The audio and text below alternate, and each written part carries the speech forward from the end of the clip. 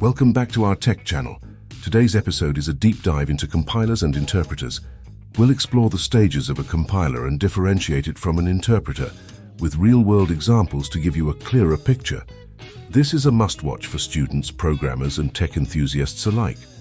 Part 1. Compiler phases. Let's start with compilers. A compiler turns source code into machine code. Here are the phases it goes through, with examples. Lexical analysis. Think of this like scanning a book to identify words and sentences.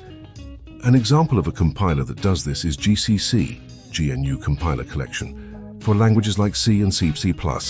Syntactic analysis. This is like checking if the sentences make grammatical sense. The Java compiler, Javac, does this for Java code. Semantic analysis. Here, the compiler checks for logical errors. Microsoft's Visual C+ compiler is an example. Source code optimization. This is about making the code more efficient. LLVM, Low-Level Virtual Machine Compiler, is known for its optimization capabilities. Intermediate code generation. Compilers like Turbo C+ generate an intermediate code before the final machine code. Object code generation. The Delphi compiler for Object Pascal does this efficiently.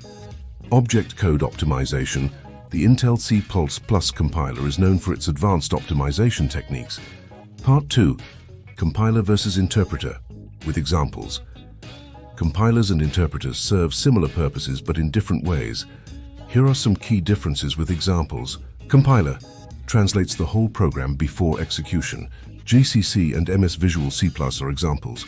Interpreter executes the program line by line.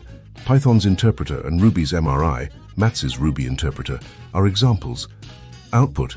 Compilers produce object code, interpreters don't. Execution speed. Compiled code like that from GCC is faster than interpreted code, like Python scripts. Code visibility. In interpreted programs such as those run by Node.js for JavaScript, the source code is always required at runtime. Conclusion. That's a wrap on compilers and interpreters with examples. We hope this helps clarify these important concepts. Like, subscribe, and comment below with any questions or topics you want us to cover next. Stay tuned for more tech insights